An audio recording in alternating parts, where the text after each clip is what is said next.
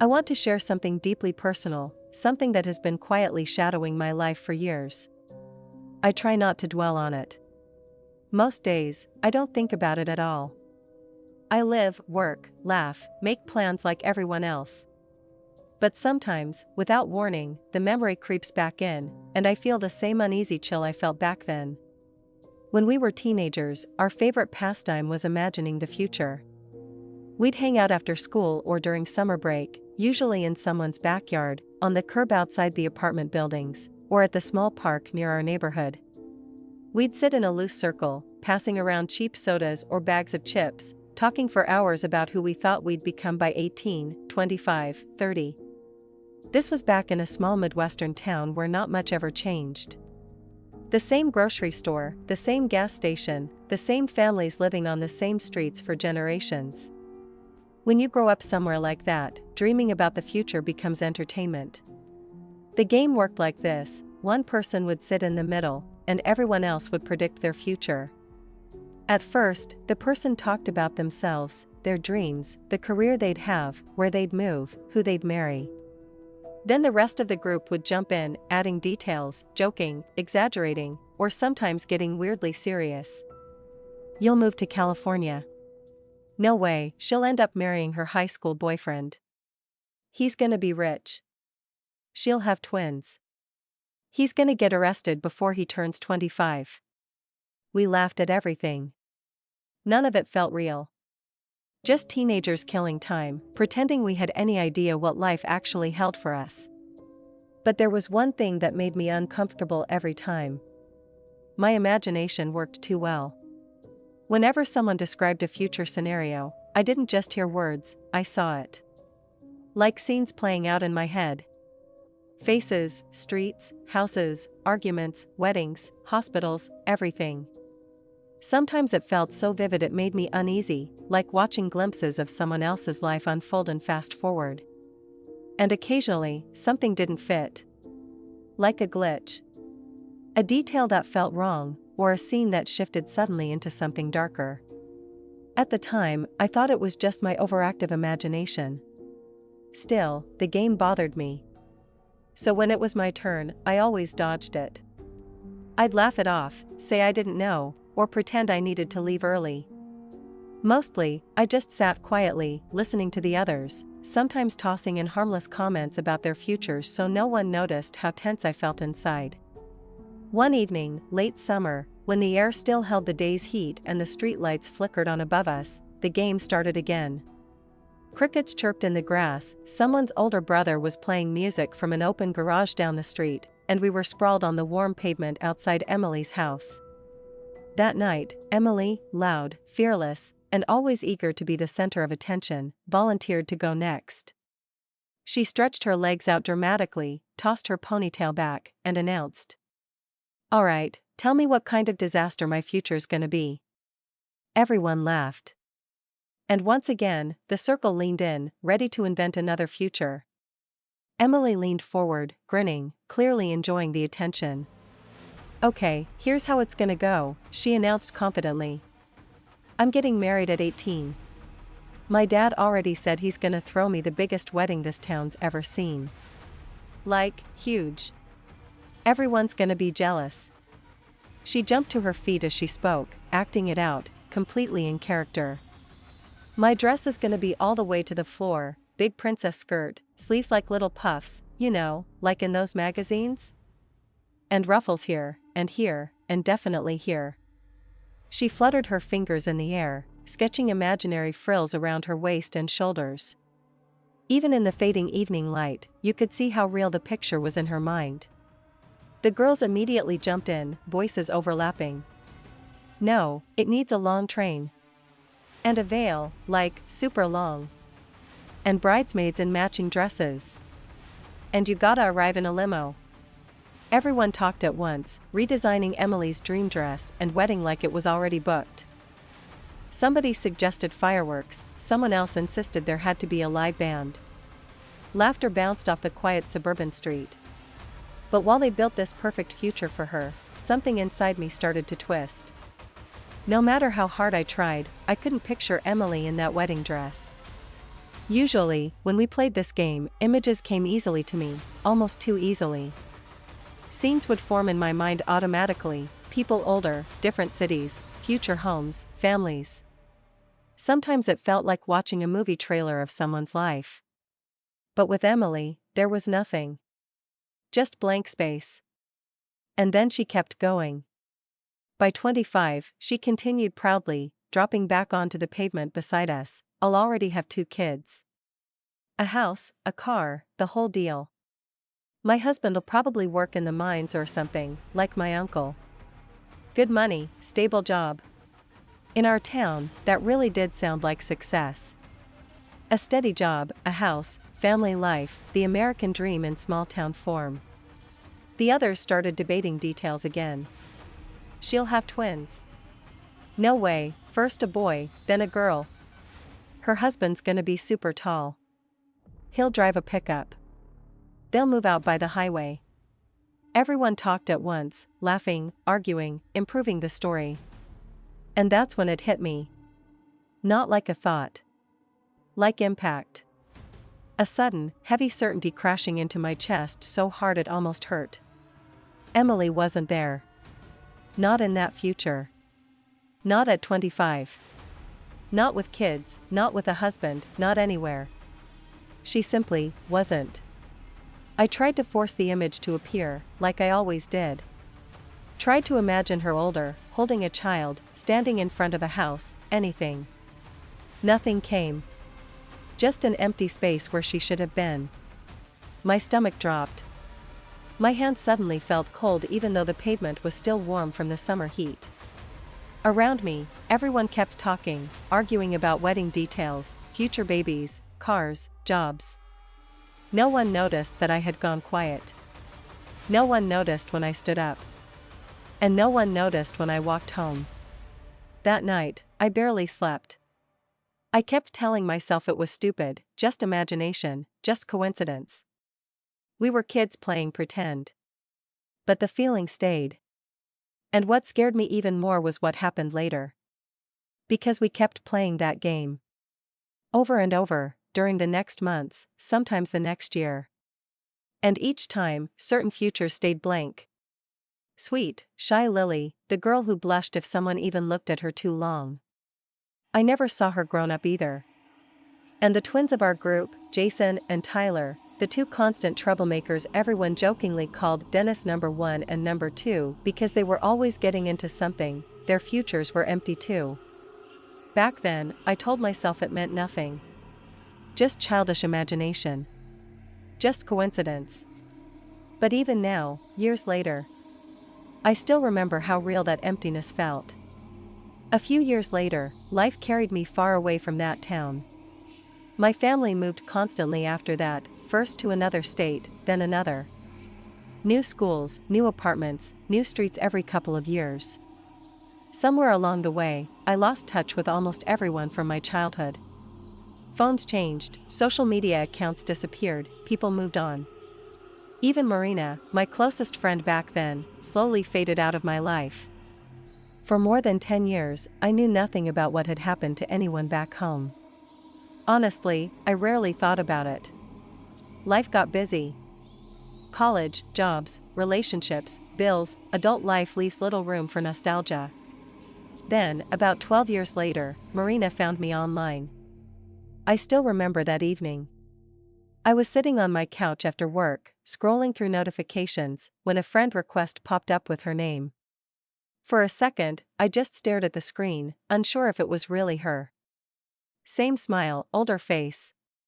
We started chatting almost immediately, laughing about stupid things we used to do, teachers we hated, summer adventures we thought we'd never forget. It felt warm and familiar, like opening a box of old photos you didn't realize you missed. And then the conversation changed. The messages got slower. Heavier. And one by one, the news started coming. Emily never got married. She did have a baby boy when she was 19. For a while, Marina said, she seemed happy, struggling, but trying. Then Emily started seeing some guy from the next town over. Jealous type.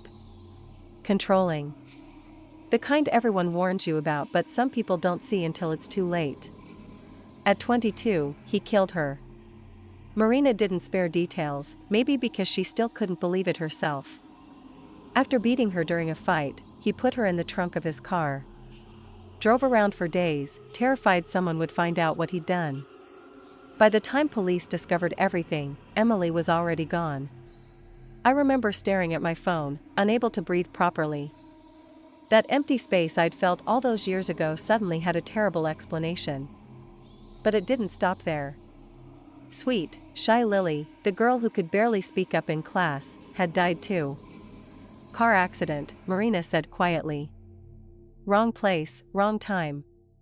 And Jason and Tyler, our two constant troublemakers, they were gone as well. Different stories, different accidents, different years. Same ending. By the time Marina finished telling me everything, I felt numb. Like someone had quietly erased pieces of my childhood without me knowing.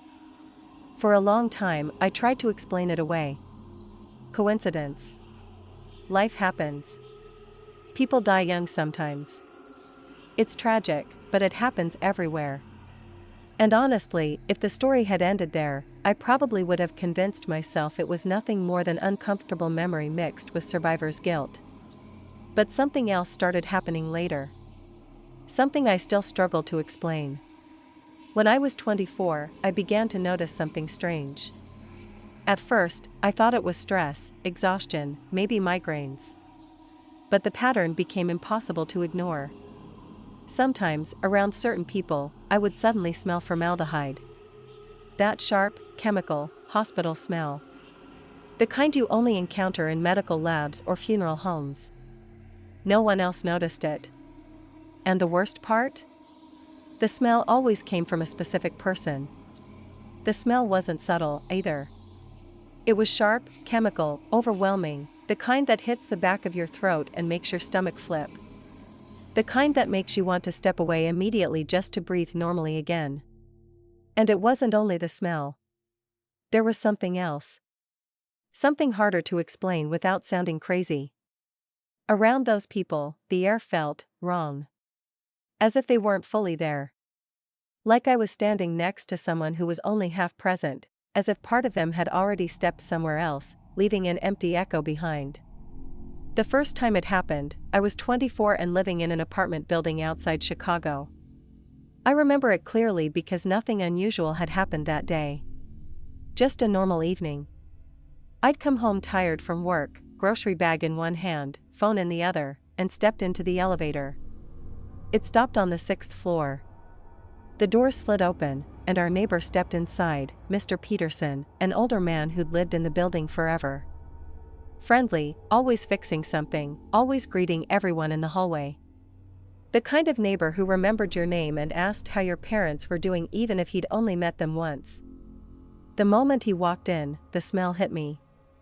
Formaldehyde. So strong it made my eyes sting. My stomach twisted instantly, and I had to swallow hard to keep from gagging.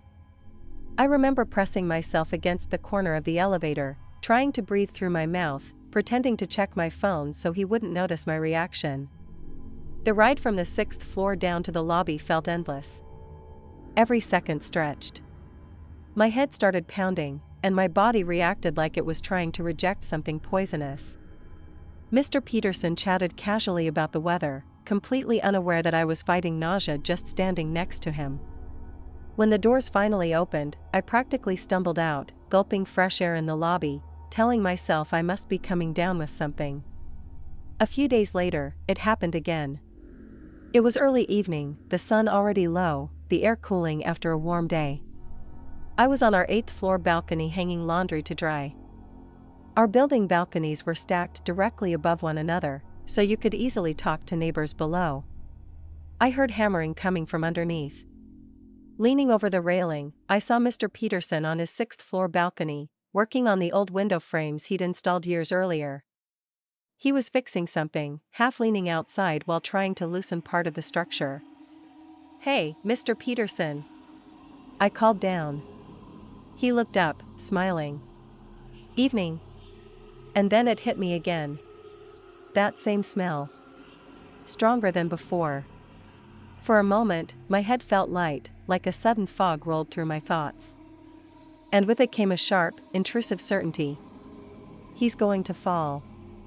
The thought wasn't dramatic. It didn't feel like imagination or fear. It felt like fact.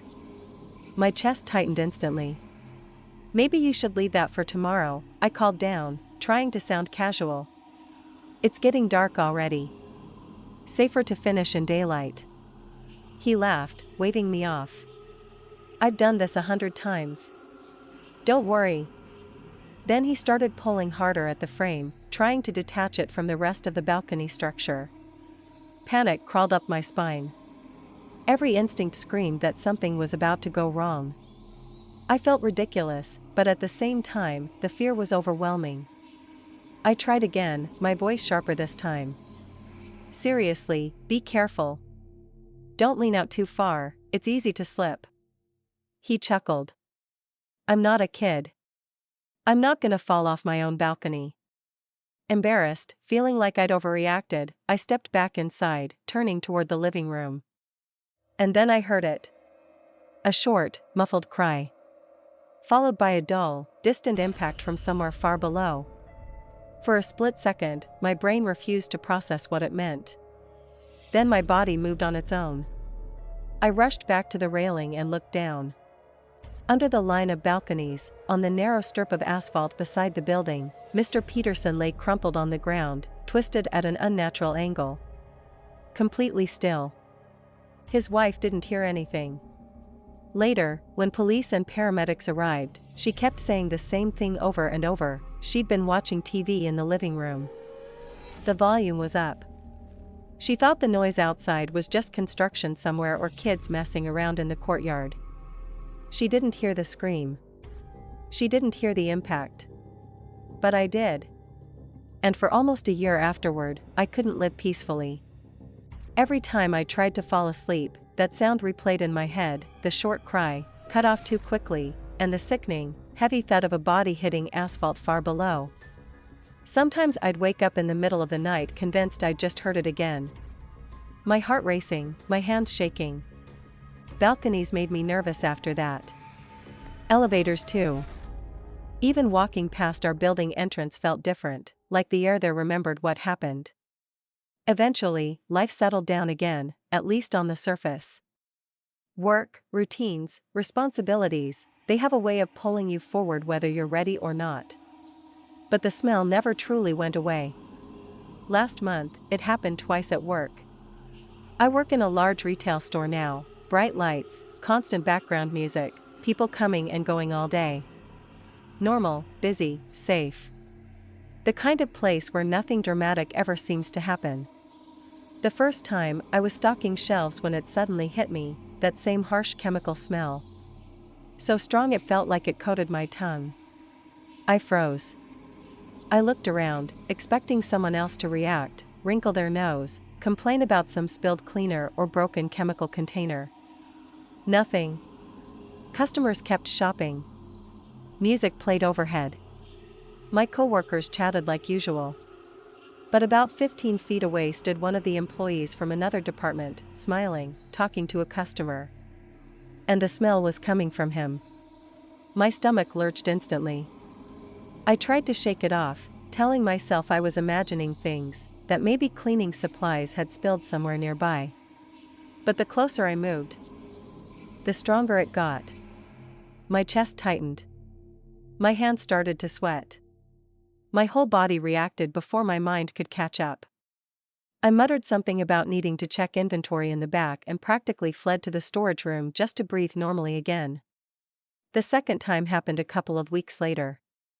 Same store. Same smell. Different person. Again, no one else noticed anything. 3 other sales associates stood nearby, laughing, helping customers, completely unaffected. Meanwhile, my stomach churned so badly I thought I might actually throw up. I lasted maybe 30 seconds before making an excuse and walking away as calmly as I could, and then nearly running once I was out of sight.